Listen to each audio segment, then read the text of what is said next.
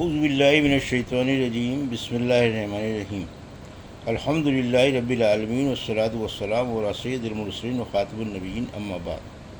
صحیح بخاری، باب کتاب التفسیر، حدیث نمبر 4645، اردو ترجمہ۔ سورہ انفال کی تفسیر۔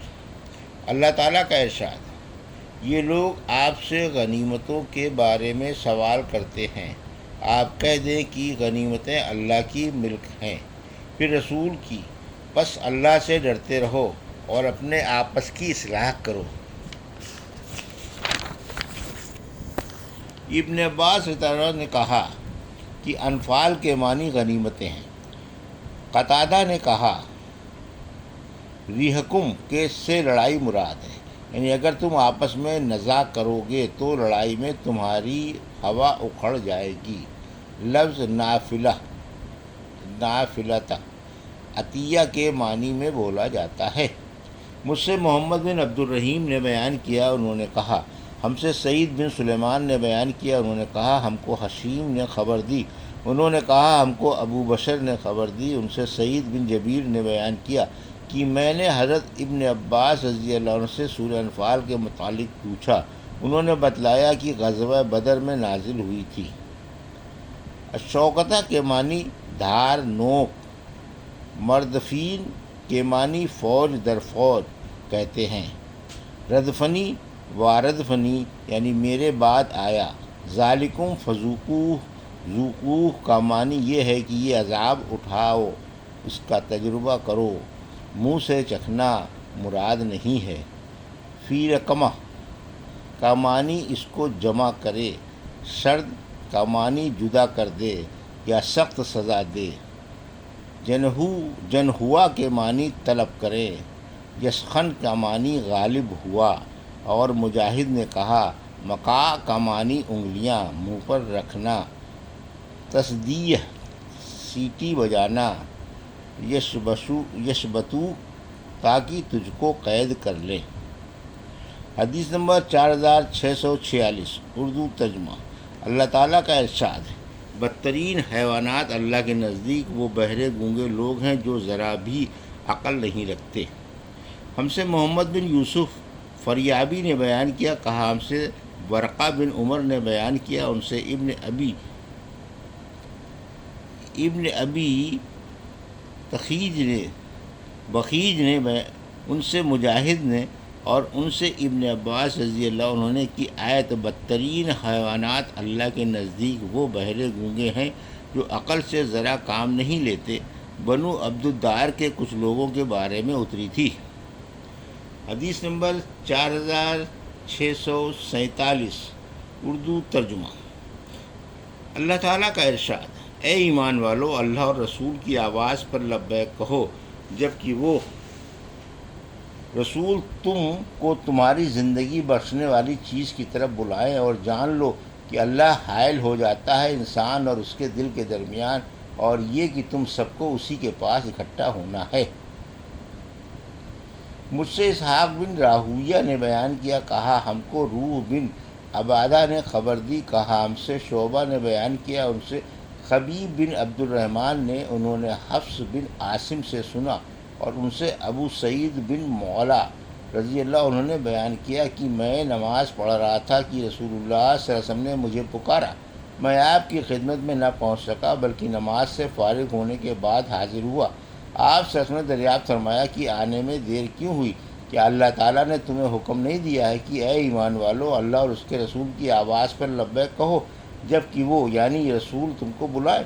پھر آپ نے فرمایا مسجد سے نکلنے سے پہلے میں تمہیں قرآن کی عظیم ترین صورت سکھاؤں گا۔ تھوڑی دیر بعد آپ باہر تشریف لے جانے لگے تو میں نے آپ کو یاد دلایا۔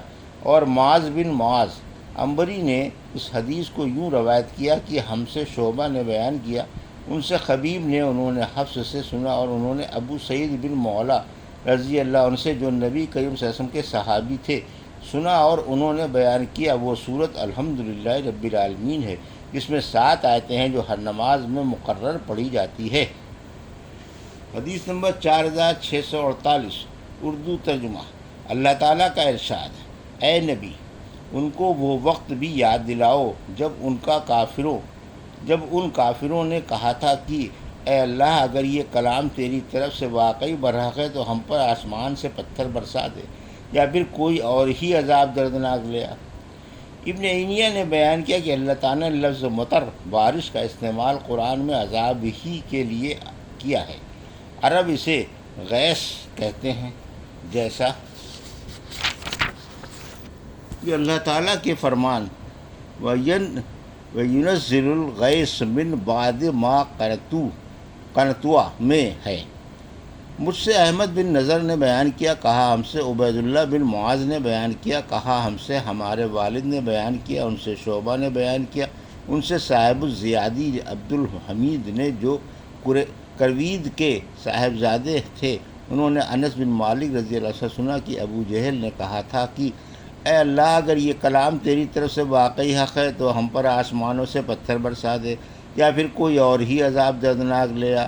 تو اس پر آیت، حالانکہ اللہ ایسا نہیں کرے گا کہ انہیں عذاب دے اس حال میں کہ آپ ان میں موجود ہوں، اور نہ اللہ ان پر عذاب لائے گا اس حال میں کہ وہ استغفار کر رہے ہوں۔ ان لوگوں کے لیے کیا وجہ کہ اللہ ان پر عذاب ہی سرے سے نازل نہ لائے، درآں حالانکہ وہ مسجد حرام سے روکتے ہیں، آخر آیت تک۔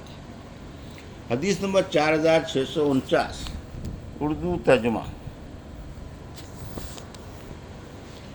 اللہ تعالیٰ کا ارشاد ہے، اور اللہ ایسا نہیں کرے گا کہ انہیں عذاب کرے اس حال میں کہ اے نبی آپ ان میں موجود ہوں، اور نہ اللہ ان پر عذاب لائے گا اس حالت میں کہ وہ استغفار کر رہے ہوں۔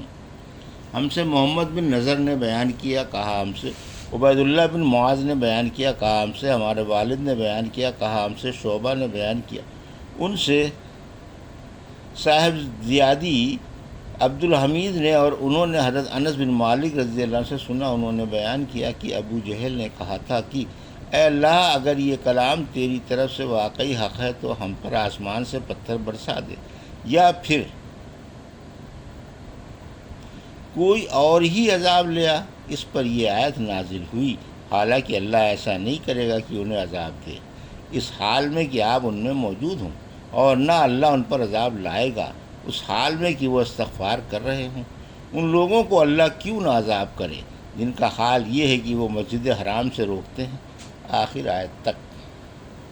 یہ تھی صحیح بخاری باب کتاب التفسیر کی حدیث نمبر 4645 سے 4649 کا اردو ترجمہ جو ابھی آپ نے سماعت فرمایا۔